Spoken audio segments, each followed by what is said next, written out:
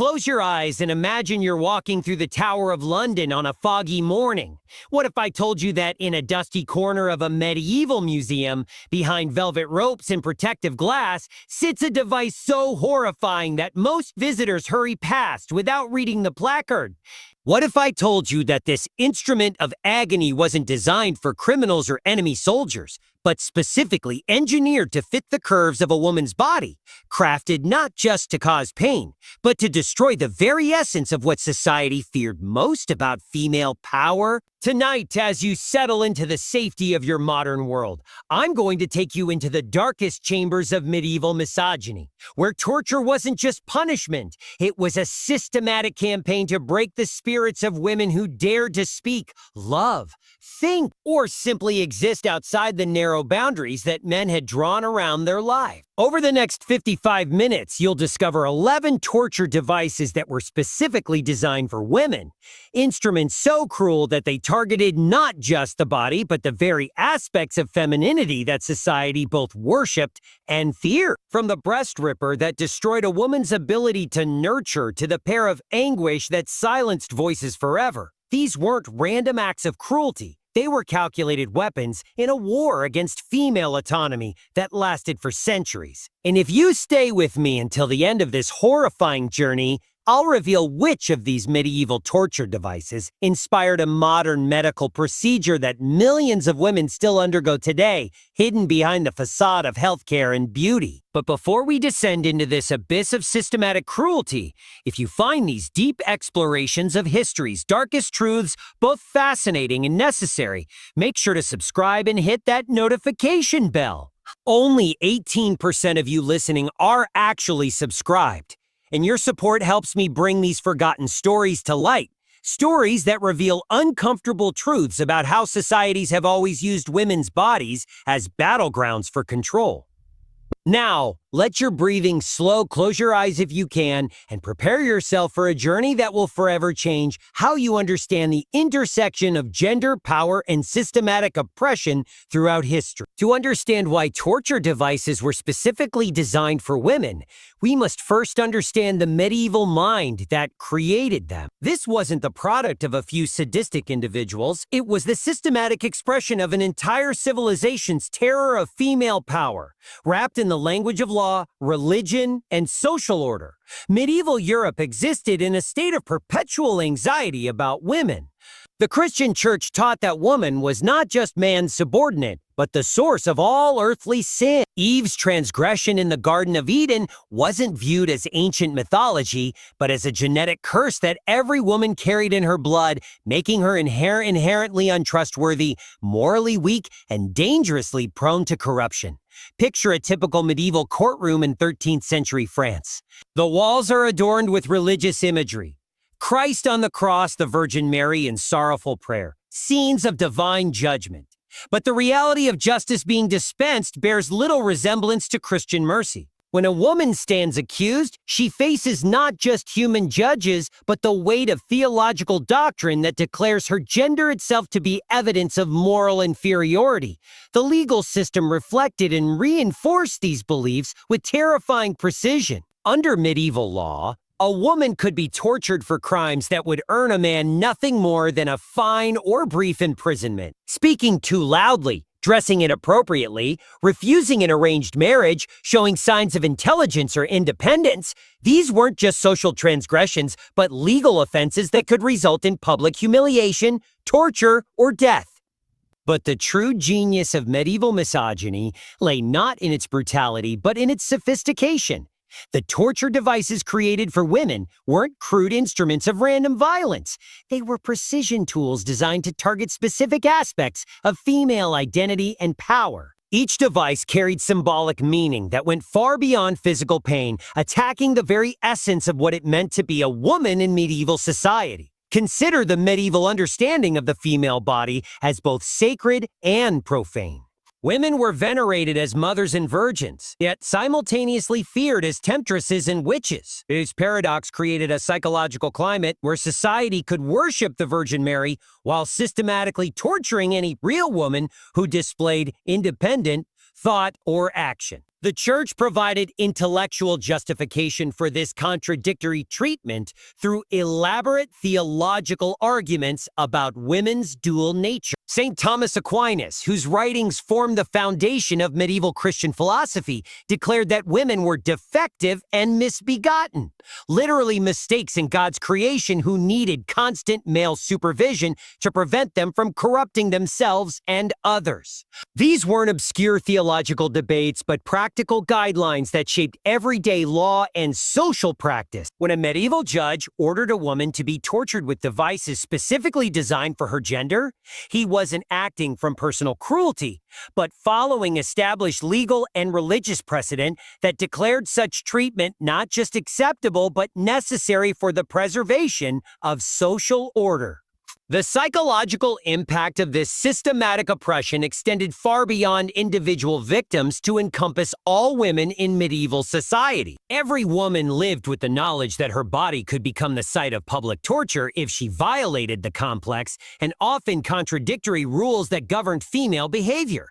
The medieval concept of honor played a crucial role in justifying gender-specific torture.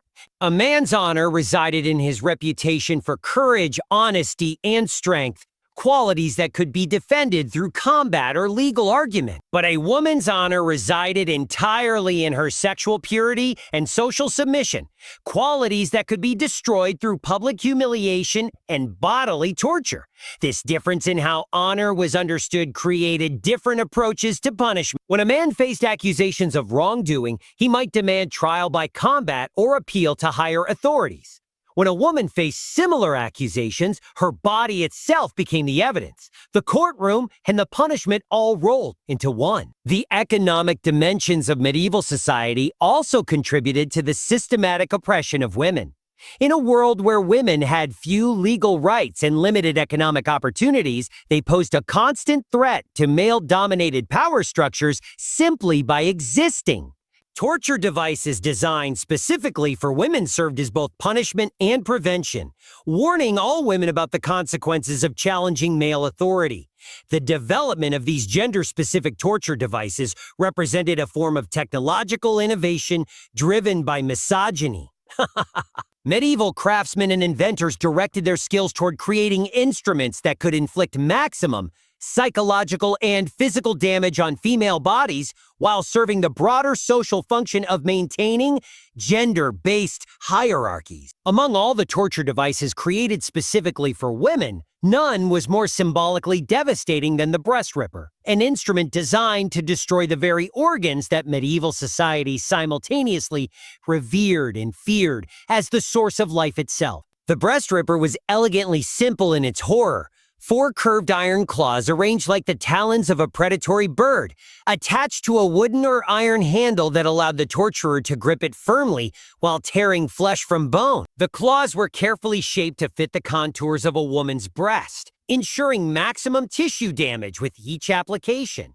Let me walk you through the case of Marie de Brabant, a French noblewoman who faced the breast ripper in 1285 after being accused of adultery by her husband. Her trial, recorded in excruciating detail by court scribes, provides us with a horrifying glimpse into how this device was used as both punishment and spectacle. Marie was dragged to the central square of Paris on a cold February morning before a crowd that had gathered to witness what they believed would be divine justice in action. She was stripped to the waist and bound to a wooden post, her body exposed not just to the elements, but to the leering gaze of hundreds of spectators who viewed her suffering as righteous entertainment. The executioner approached with the breast ripper, which had been heated in a brazier until the iron claws glowed red hot.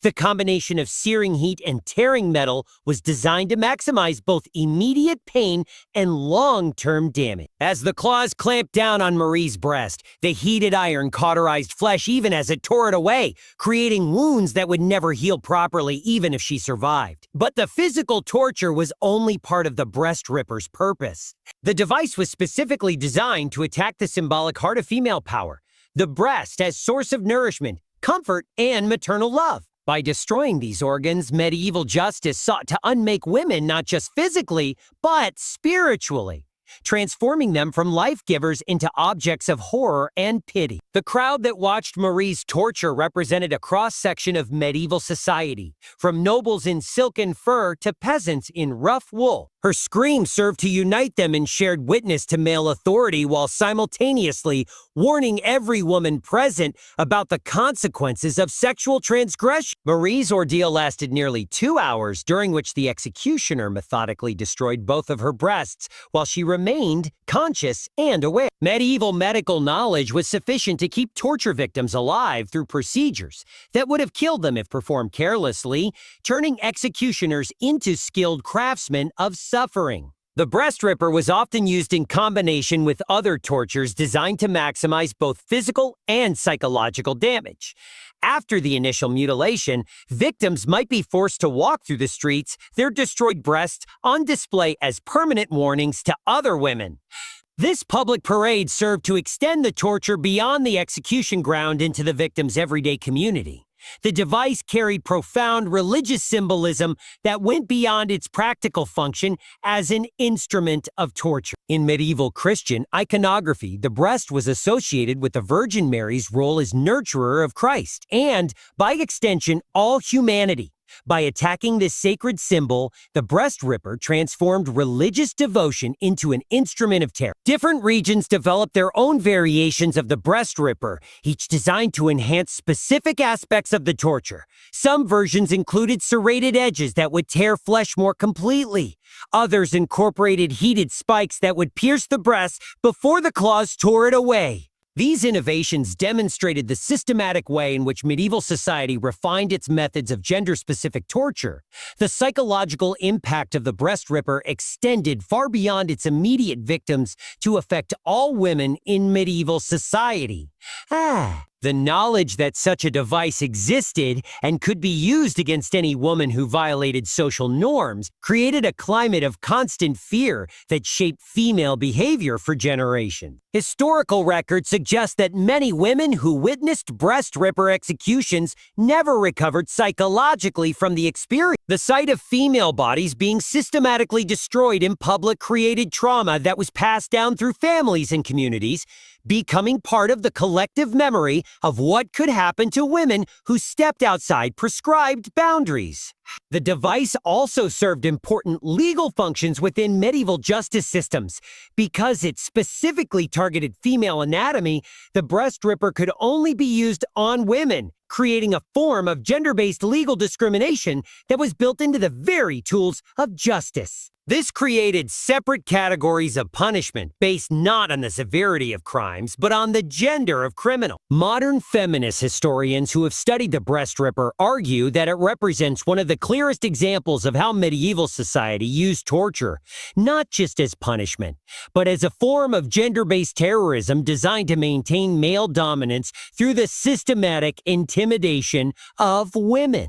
If the breast ripper attacked the external symbols of femininity, the Pear of Anguish represented an even more insidious form of torture, one that destroyed women from within, targeting the most intimate parts of their bodies while leaving no external evidence of the horror that had been inflicted.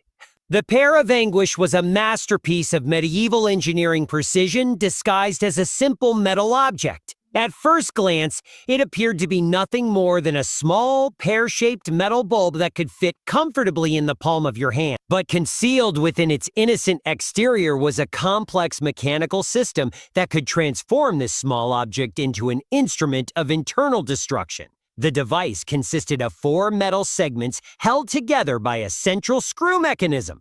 When the screw was turned, the segments would slowly separate, expanding the device from within whatever cavity it had been inserted into. The expansion was gradual and controlled, allowing torturers to inflict maximum damage while keeping victims conscious and aware of what was happening to them. The case of Catherine de Medici's supposed enemy, a French courtesan named Isabelle de Montmorency, provides us with a detailed account of how the Pear of Anguish was used in practice. Accused of practicing witchcraft and corrupting young noblewomen through lesbian relationships, Isabelle faced a form of torture that was specifically designed to punish her for crimes that centered on female sexuality and autonomy. Isabelle was brought to a private chamber beneath the Château de Vincennes, away from the public spectacle that accompanied other forms of execution. The Pear of Anguish was reserved for crimes that were considered too shameful or intimate to be punished in public view, creating a form of secret torture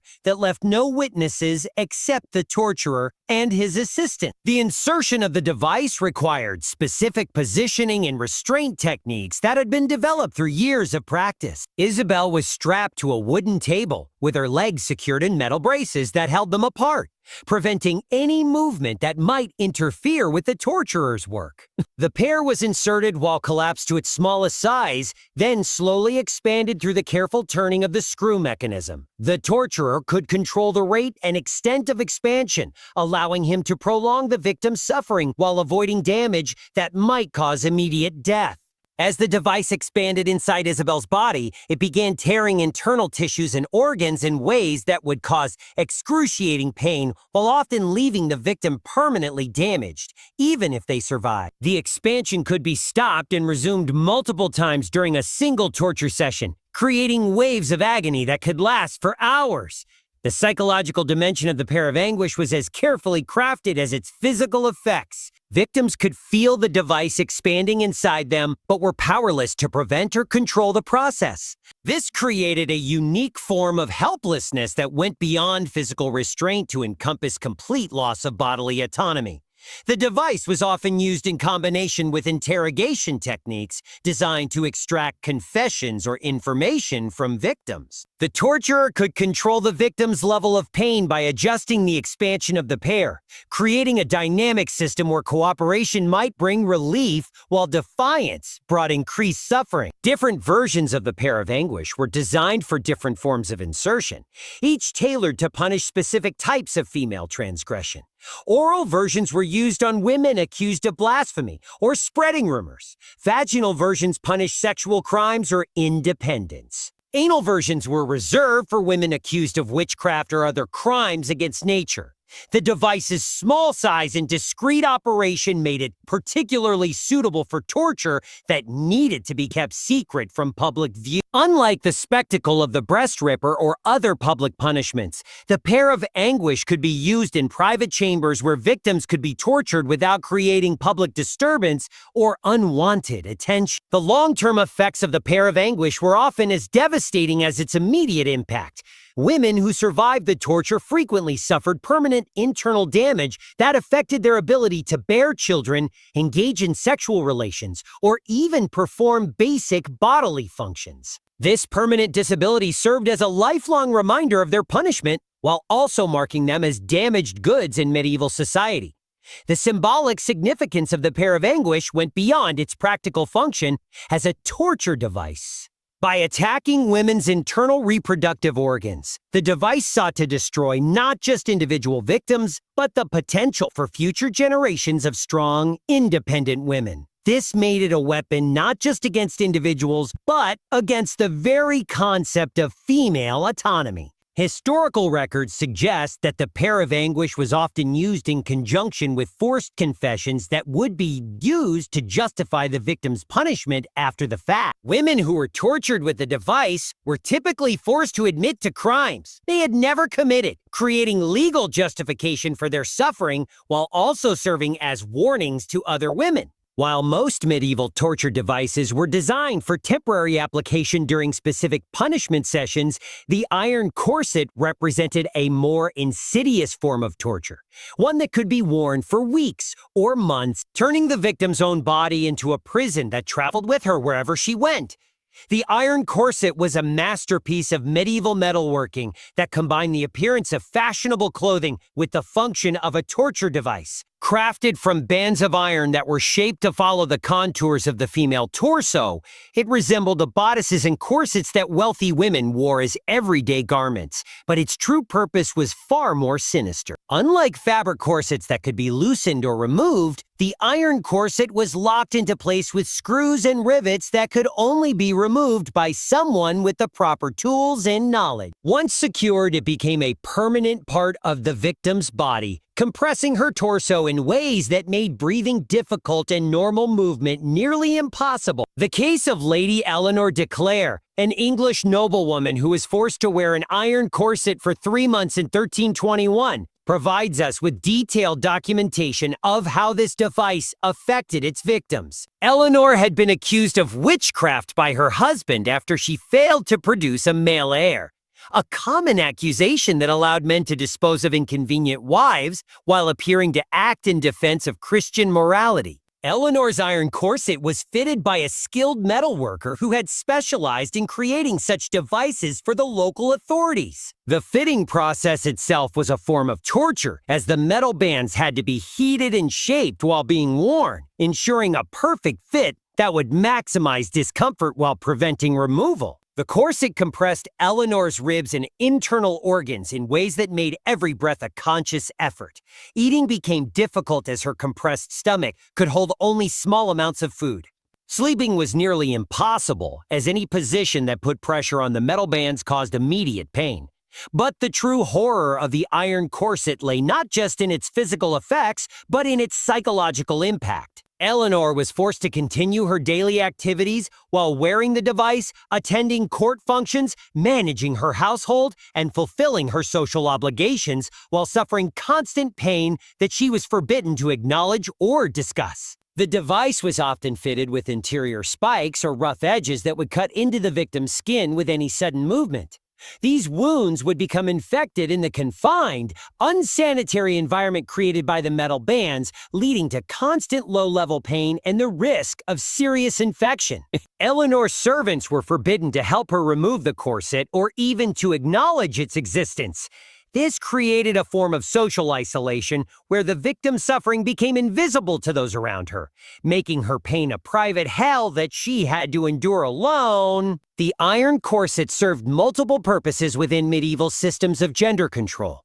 It was punishment for women who had violated social norms, but it also served as a preventive measure designed to keep women physically weak and dependent on male assistance for basic survival tasks. The device's resemblance to fashionable clothing created a perverse form of camouflage that allowed torture to be disguised as fashion. Observers who didn't know the truth might assume the victim was simply wearing an elaborate form of dress, making her suffering invisible even when she appeared in public. Different social classes received different versions of the iron corset, with wealthy women receiving more elaborate and decorated versions that maintained the appearance of luxury while delivering the same suffering as cruder models used on peasant women. This attention to aesthetic detail demonstrated the systematic way medieval society integrated torture into existing social hierarchies. The weight of the iron corset created additional physical stress as victims were forced to carry several pounds of metal on their torsos throughout their daily activities. This constant weight caused muscle strain, joint problems, and spinal damage that could persist long after the device was finally removed. The psychological effect of wearing the iron corset extended beyond the immediate victim to affect all women who knew of its existence. The knowledge that such devices could be imposed on any woman who violated social norms created a climate of fear that shaped female behavior throughout medieval society. Historical records suggest that many women who wore iron corsets for extended periods never fully recovered from the experience. The physical damage caused by months of compression was often permanent, but the psychological trauma of having one's body turned into a prison frequently lasted for the rest of the victim's life. The removal of an iron corset was itself a form of torture, as muscles and organs that had been compressed for months had to readjust to normal positioning. Many victims described the removal process as more painful than wearing the device, creating a situation where even relief became another source of suffering. Chapter 5. The Scold's Bridle. Caging the female voice in medieval society. Perhaps no aspect of female behavior was more feared and regulated than women's voices. The ability to speak, argue, criticize, or simply express opinions was viewed as a direct threat to male authority that required immediate and visible correction. For this purpose, medieval craftsmen created the Scold's Bridle, a device that transformed the basic human ability to communicate into a source of pain and public humiliation.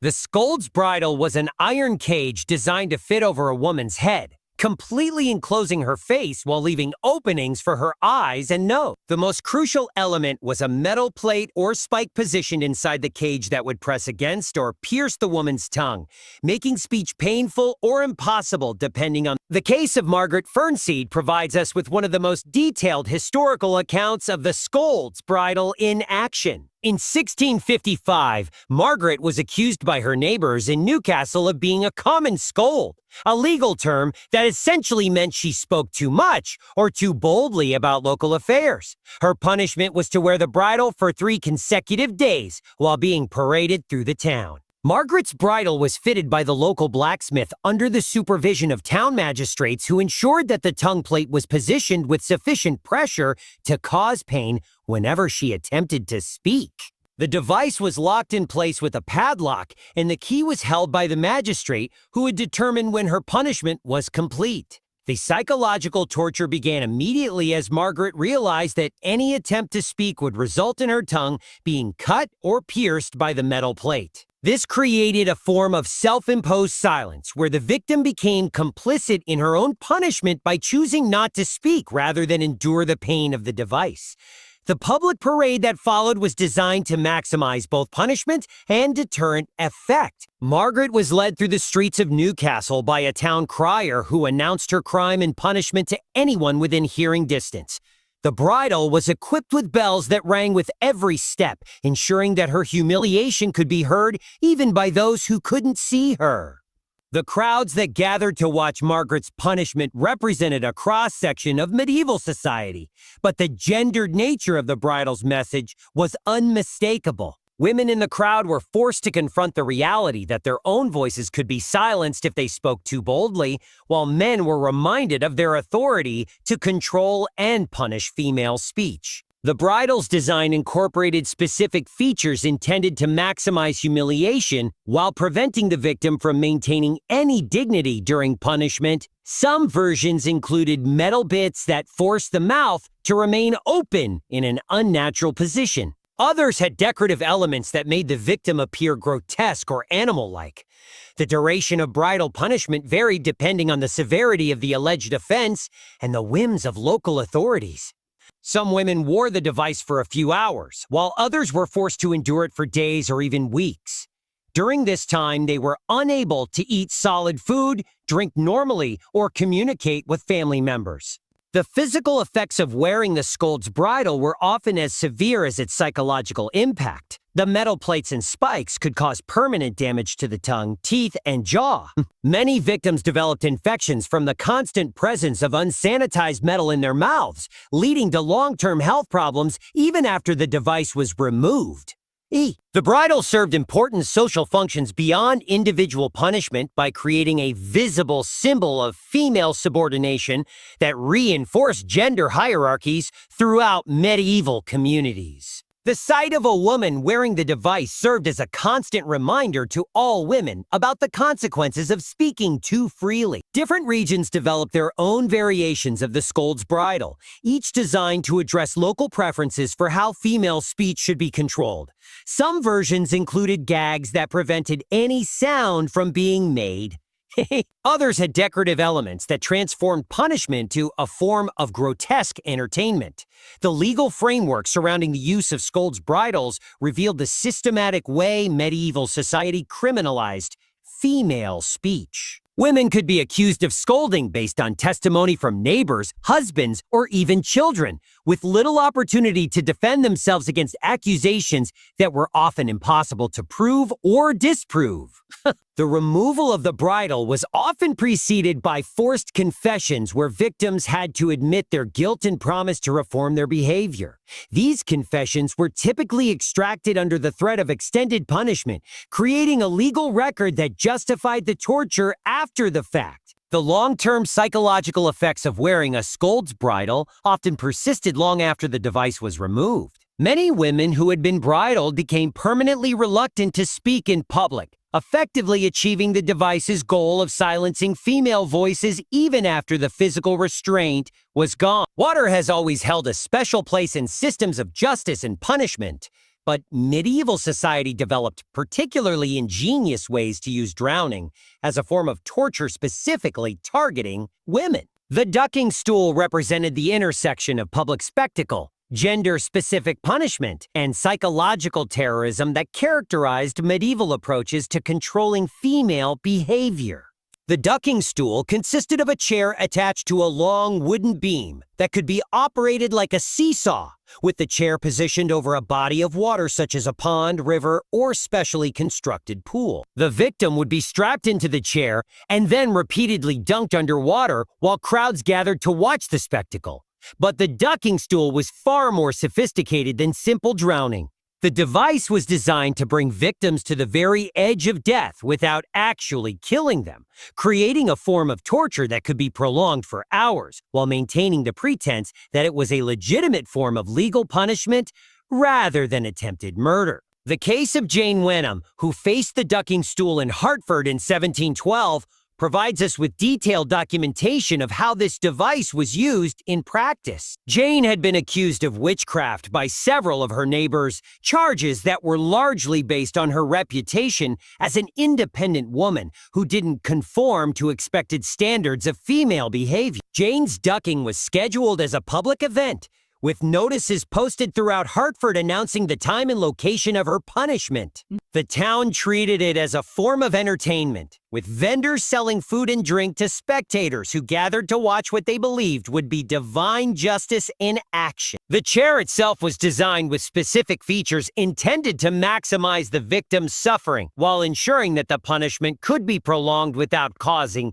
immediate death. Restraints prevented the victim from escaping even if they managed to break free from the chair, while the positioning ensured that each dunking would be complete enough to trigger the drowning response. The operation of the ducking stool required considerable skill on the part of the executioner, who had to judge exactly how long to keep the victim underwater to cause maximum suffering without actually killing them. Too short a dunking would fail to achieve the desired effect, while too long could end the punishment prematurely through drowning. Jane's ordeal lasted nearly 3 hours, during which she was dunked underwater dozens of times while the crowd cheered or jeered depending on their individual opinions about her guilt or innocence. The repeated near-drowning experiences created a form of torture that attacked both body and mind simultaneously.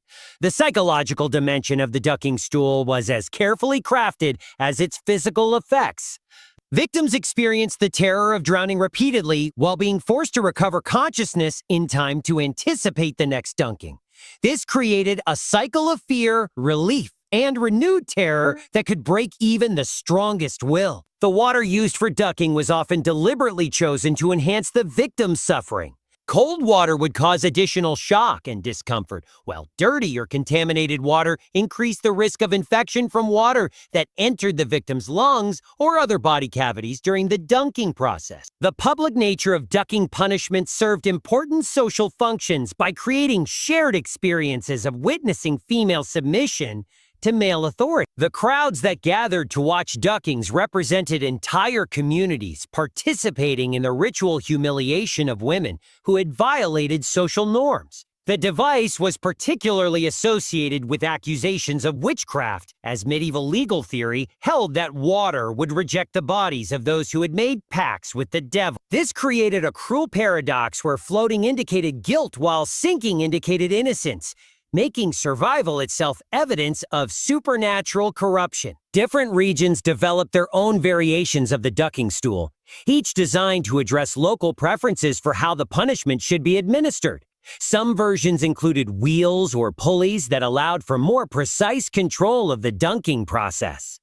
Others incorporated weights or additional restraints that increased the victim's suffering. The seasonal timing of ducking punishments was often used to enhance their severity, with winter duckings being particularly dreaded due to the additional torture caused by cold water and freezing air temperatures. Victims who survived winter duckings often suffered from pneumonia or other illnesses that could prove fatal even after the punishment ended. The aftermath of ducking punishments frequently involved additional humiliation, as victims were left wet, cold, and disheveled in public view. Many communities required victims to walk home in their soaked clothing, extending the punishment beyond the formal ducking session into a form of ongoing public shame. Historical records suggest that many women who survived ducking punishments never fully recovered from the psychological trauma of repeated near-drowning experiences. The terror of suffocation became a permanent part of their mental landscape,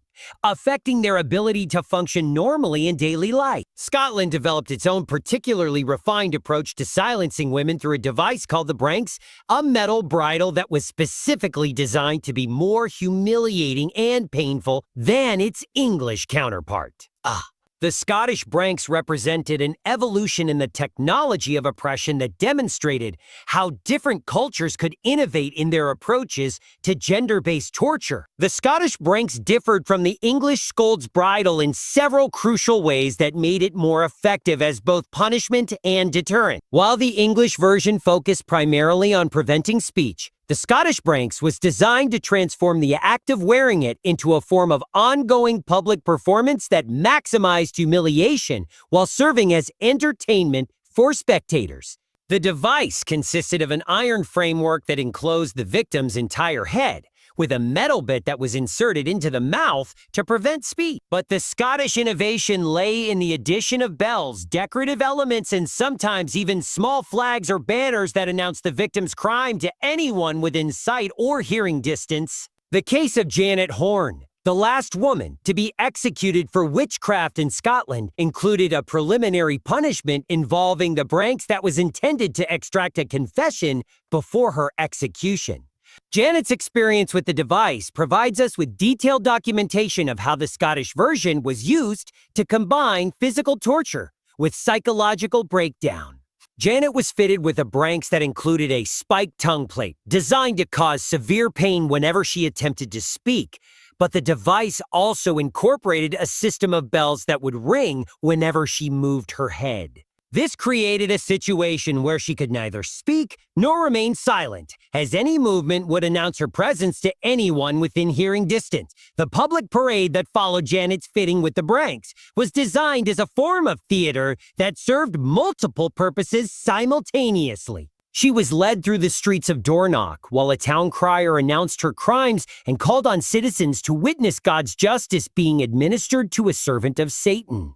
The Scottish branks often incorporated religious symbolism that transformed punishment into a form of sacred ritual.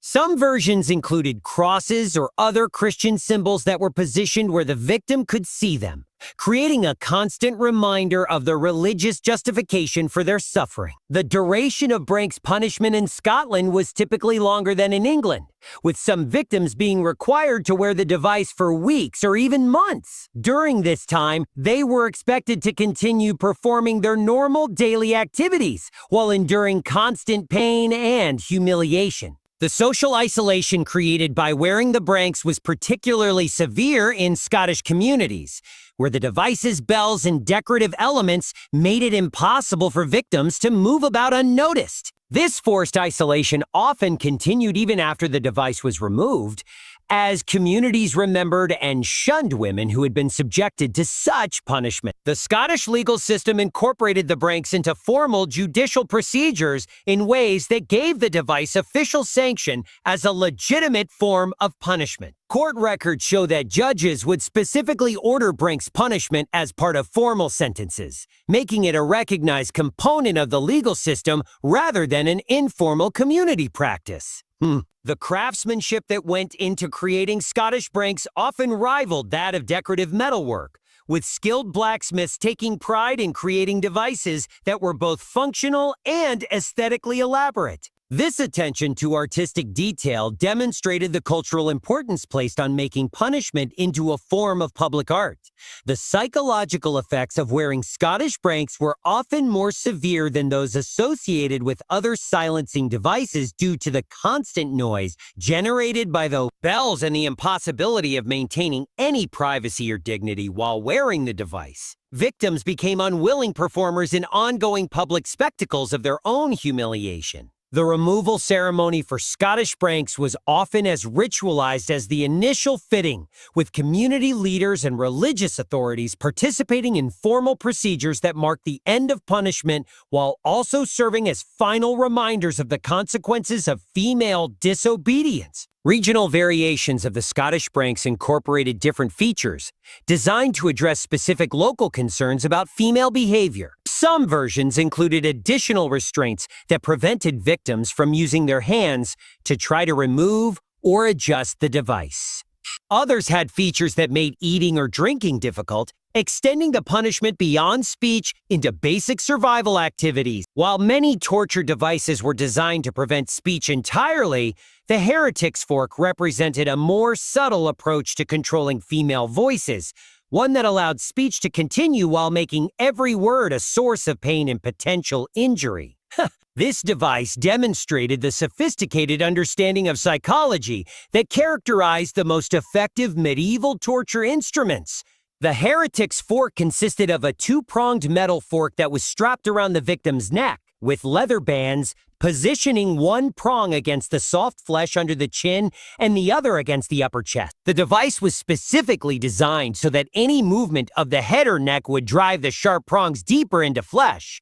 The genius of the heretic's fork lay in its ability to make victims complicit in their own torture. Unlike devices that silence speech entirely, the fork allowed victims to speak but made every word a conscious choice between communication and pain.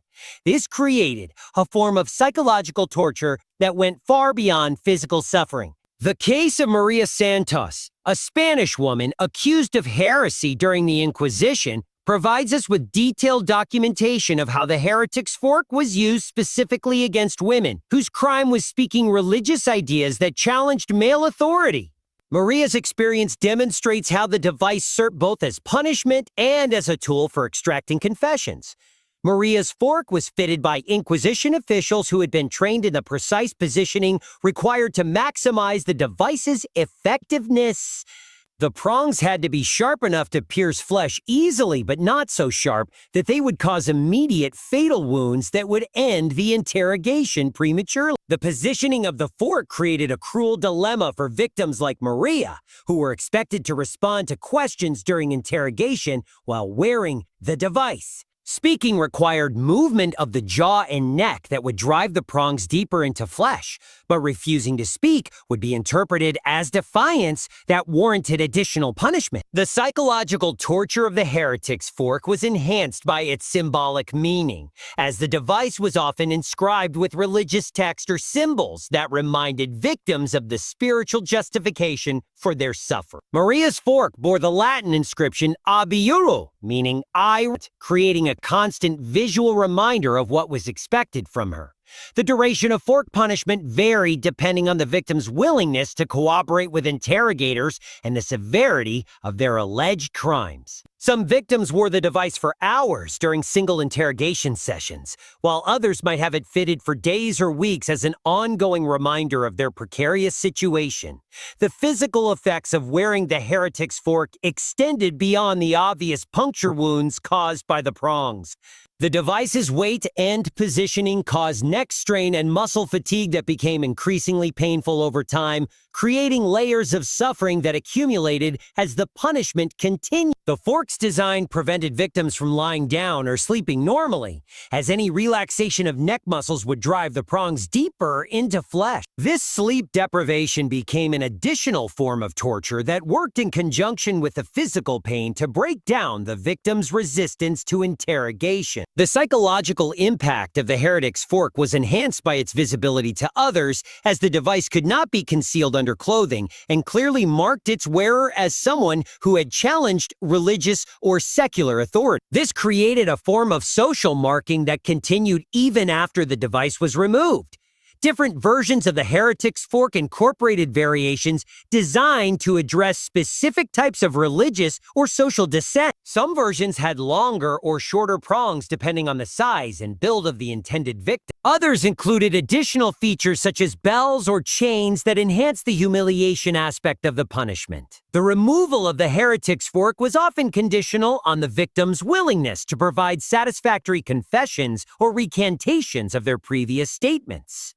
This created a dynamic where the device served not just as punishment but as a negotiating tool in theological and legal disputes. The long-term effects of wearing the heretic's fork often included permanent scarring and difficulty with speech or swallowing due to damage caused by the prongs. These physical reminders served as lifelong warnings to the victim and others about the consequences of challenging established authority. Medieval society recognized that women's informal communication networks posed a significant threat to male authority, as information, opinions, and resistance strategies could spread rapidly through communities of women who gathered to worship or socialize. The gossip's bridle was specifically designed to disrupt these networks by making the act of casual conversation a source of pain and public humiliation. The gossip's bridle differed from other silencing devices in that it was designed to be worn during normal daily activities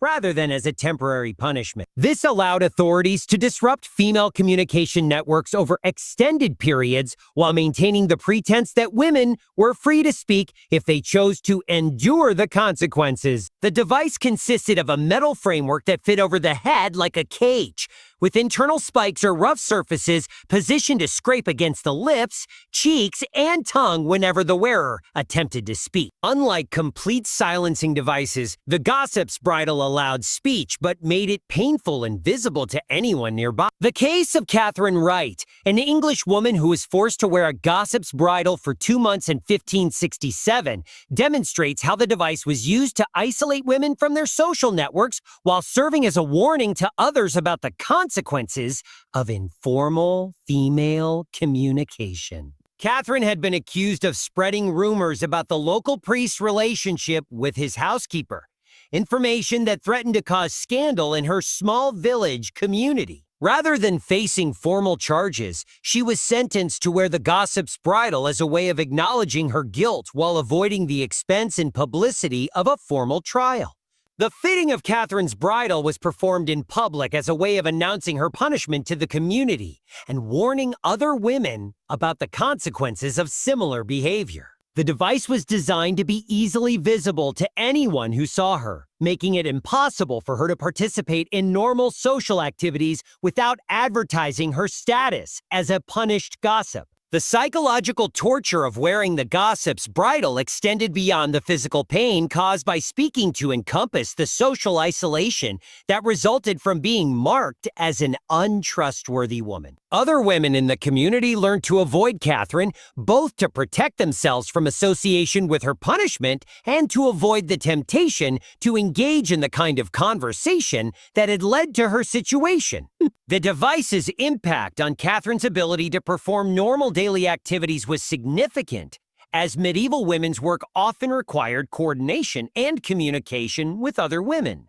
Her isolation from female work groups made it difficult for her to earn income or maintain her household, creating economic consequences that extended far beyond the physical punishment. The duration of gossip's bridal punishment was often left deliberately vague, giving authorities the flexibility to extend or reduce the sentence based on the victim's behavior and the community's response. This uncertainty became an additional form of psychological torture, as victims never knew when their punishment might end. The visual design of the gossip's bridle was often intended to make the wearer appear grotesque or animal-like, with decorative elements that transformed human faces into caricatures of female vice. This dehumanization served to reinforce the idea that gossip was not just a social transgression, but a form of moral corruption that altered the very nature of womanhood. The device served important social functions by making informal female communication visible and controllable to male authorities who might otherwise be unable to monitor or regulate what women discussed among themselves.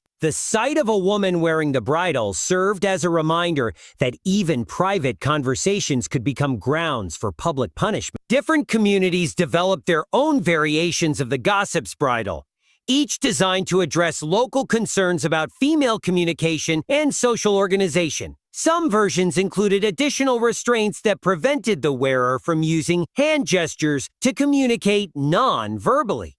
Others had features that made the device more or less conspicuous depending on local preferences for how punishment should be displayed. The removal of the gossip's bridle was often conditional on the victim's agreement to inform authorities about the conversations and activities of other women in the community. This created a system where punishment could be converted into surveillance, turning victims into unwilling agents of the same system that had oppressed them. Of all the devices created to control women's bodies and behavior, none has captured the modern imagination quite like the Chastity Belt, an iron garment designed to make sexual activity impossible while allowing the wearer to perform normal daily functions. While popular culture has often romanticized or trivialized these devices, the historical reality was far more disturbing and complex.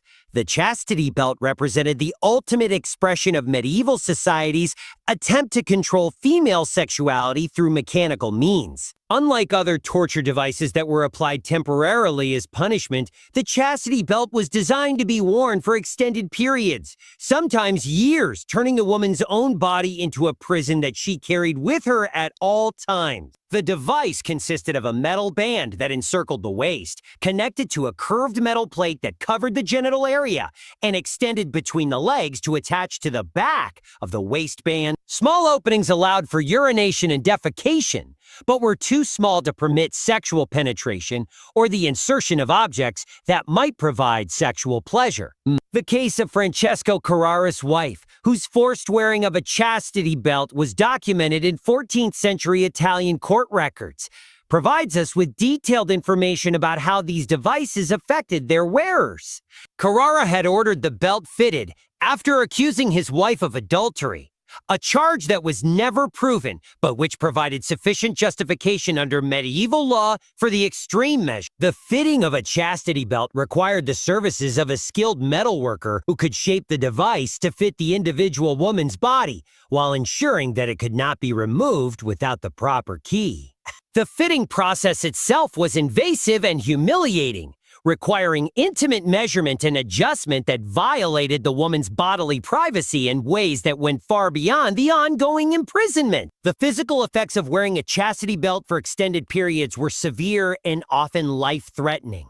The metal bands could cause chafing and infection where they rubbed against skin. The small openings for bodily functions made proper hygiene nearly impossible, leading to urinary tract infections and other serious health problems. The psychological impact of wearing a chastity belt was often more devastating than its physical effects. Women who were forced to wear these devices experienced a complete loss of sexual autonomy that went beyond the mere prevention of sexual activity to encompass total control over their most intimate bodily functions. The social implications of chastity belt use extended throughout medieval communities, as the existence of such devices served as a constant reminder to all women about the extent to which their sexuality was viewed as property to be controlled by male relatives or husbands. The knowledge that such imprisonment was possible created a climate of fear that shaped female behavior even among women who never actually wore the devices.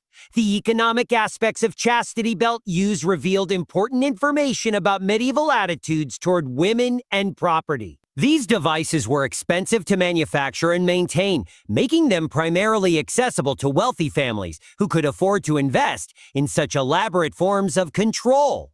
This created a class dimension where upper-class women faced different, but not necessarily less severe forms of oppression than their poorer counterparts. The religious justification for chastity belts drew on medieval Christian teachings about the inherent sinfulness of female sexuality and the need for external controls to prevent women from corrupting themselves and others. Religious authorities often blessed these devices, transforming instruments of oppression into sacred objects that carried divine sanction. The maintenance and monitoring of chastity belts required ongoing involvement from multiple people, including the metalworkers who maintained the devices, the servants who assisted with hygiene, and the family members who controlled access to keys. And this created networks of complicity that made entire communities participants in the systematic oppression of individual women. The removal of chastity belts was often as traumatic as their initial fitting, as muscles and tissues that had been constrained for months or years had to readjust to normal positioning and function. Many women who wore these devices for extended periods suffered permanent physical damage that affected their health for the rest of their lives. The historical evidence for widespread use of chastity belts is more limited than popular culture suggests, with many supposed medieval examples actually being 18th or 19th century creations designed for museum display, rather than actual use.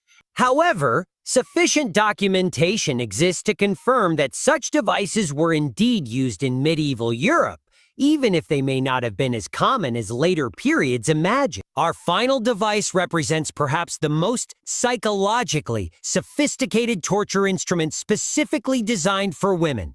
The witch's chair, a device that combined physical torture with the extraction of confessions while serving as a powerful symbol of the systematic persecution of women. Accused of witchcraft, the witch's chair appeared to be an ordinary seat, but its surface was covered with hundreds of sharp iron spikes, each one carefully positioned to pierce the victim's flesh without causing immediately fatal wounds. The chair was often heated from below, adding burning to the agony of puncture wounds while ensuring that victims remained conscious and responsive throughout their interrogation. The chair was specifically associated with witchcraft accusations because it was believed that supernatural powers would protect genuine witches from feeling pain, making their reaction to torture a form of evidence that could be used in legal proceedings.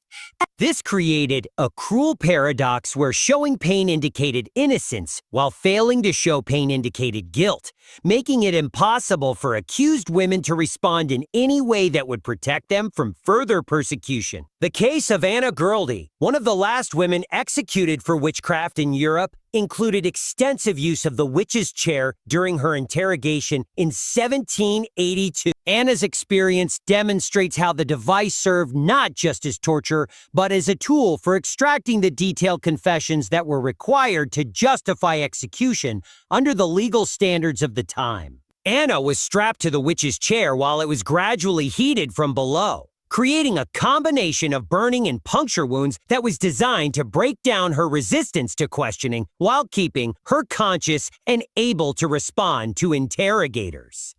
The session lasted for several hours, during which she was repeatedly asked to confess to specific acts of witchcraft and to name other women who had participated in supernatural activities. The psychological dimension of the witch's chair was as important as its physical effects, as the device was surrounded by religious symbols and operated by officials who claimed to be acting in defense of Christian faith against supernatural evil. This created a situation where victims were told that their suffering was necessary to save their souls and protect their communities from demonic influence. The chair's design incorporated specific features intended to maximize both pain and the extraction of usable confessions. The spikes were positioned to avoid vital organs while causing maximum discomfort. The heating mechanism could be controlled to add or reduce burning pain depending on the victim's level of cooperation with interrogators. The duration of witch's chair sessions was typically determined by the victim's willingness to provide satisfactory confessions rather than by preset time limit. Some women endured hours of torture while maintaining their innocence, while others confessed quickly in hopes of ending their suffering, though confession often led to execution rather than release. The religious justification for the witch's chair drew on medieval Christian teachings about the reality of witchcraft and the necessity of using extreme measures to combat supernatural evil. Religious authorities often supervised torture sessions, providing theological justification for the suffering being inflicted while ensuring that proper legal procedures were followed. The social impact of the witch's chair extended far beyond its individual victims to affect entire communities of women who lived in fear of being accused of witchcraft. The knowledge that such torture awaited anyone accused of supernatural activities created a climate of terror that made women extremely cautious about any behavior that might be interpreted as unusual or threatening. The legal framework surrounding the use of the witch's chair revealed the systematic way in which torture was integrated into judicial procedures during the period of witch persecution. Courts developed elaborate protocols for the use of torture that were designed to ensure that confessions obtained under duress would be legally valid and could be used to justify execution. The aftermath of witch's chair torture often included additional suffering as victims who survived the interrogation process faced ongoing legal proceedings, social ostracism, and frequently execution. The chair served not as an alternative to death, but as a preliminary step in a process that was designed to end in the systematic elimination of women accused of supernatural crimes. As we emerge from this journey through the darkest chambers of medieval misogyny, we must confront the uncomfortable reality that these devices weren't aberrations or the products of a few sadistic individuals. They were the systematic expression of an entire civilization's approach to controlling women through the deliberate infliction of suffering specifically designed to target female bodies, voices, and sexuality. Each device we've explored tells a story about medieval society's deepest fears and anxieties about female power. The breast ripper attacked women's nurturing capacity. The Pear of Anguish silenced their voices and sexuality. The iron corset imprisoned their bodies. The Scold's bridle caged their speech.